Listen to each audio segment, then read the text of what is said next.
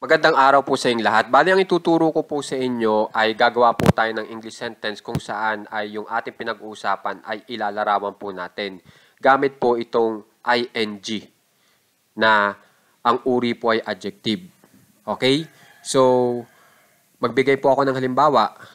Kunyari po, itong palabas. Okay? Gawin po nating sentence. Ang palabas ay, pag in-English nyo yan, the show is. Okay? Tapos gusto kong ilarawan itong palabas na nakakatakot.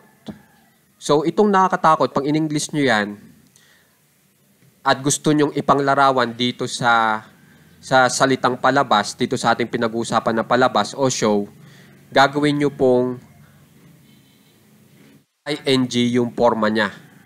Itong nakakatakot. At pag ipinorma nyo ng naka-ing, ito na po yung magiging spelling sa English. Frightening. May ing sa dulo.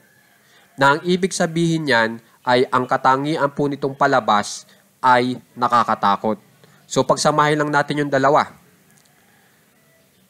Ang palabas ay nakakatakot. Pag in English nyo, the show is frightening.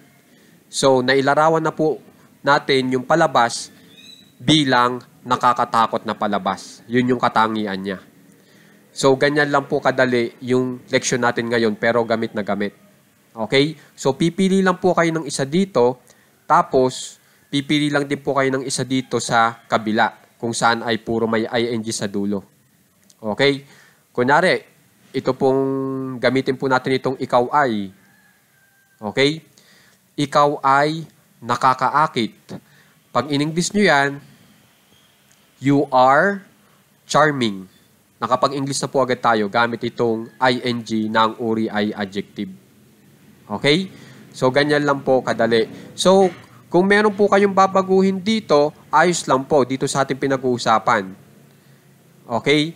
Kunyari po, paltan po natin itong game ng ang ipalit po natin ay kunyari, istorya. Kunyari, ang istorya ay, the story is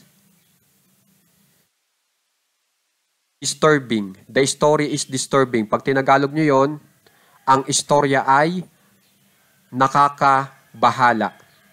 So, pwede rin po yon. Pwede rin po kayo magpalit ng pinag-uusapan. Okay? So, sana makikipractice po ito para magamit nyo na po agad itong tamang paggawa po ng English sentence kung saan ay gumagamit tayo ng ing na ang uri ay adjective. Maraming salamat po.